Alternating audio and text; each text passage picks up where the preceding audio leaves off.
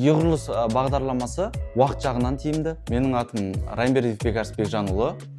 Мен 2021 жылы Мұхтар Әуезов атындағы университетті бітірдім. Бітіре салып, мен Казойл сервис компаниясында жұмыс істедім. Сол жерде жұмыс істеп жүрген кезінде осы Самұрық-Қазына Construction туралы естідім. E-құрылыс деген жаңадан программа ашылған, бағдарлама.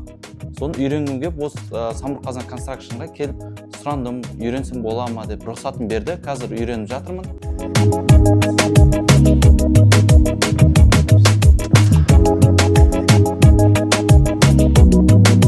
Акт работу толтыру, оған журнал верификация, журнал производства работы ішіне толтырамыз.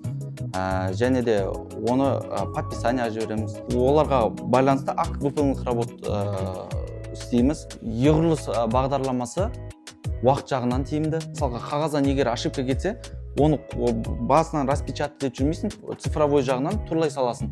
Бұл платформа ашық, барлық құзырлы мекемелер бұл программадан қарап, бақылап отыра алады. Мен бұл E-құрылысты үйренгім келіп жатқаным, өйткені бұл барлық документтер қазір цифровизация болып отыр. Олар енді еніп жатқан соң, мен бұны қазірден бастап үйренгім келеді. Өйткені болашақта бұл бүкіл Қазақстанда болатын болса, мен уже біліп тұрамын. Самұрық-Қазына Construction компаниясына үлкен алғысымды айтамын.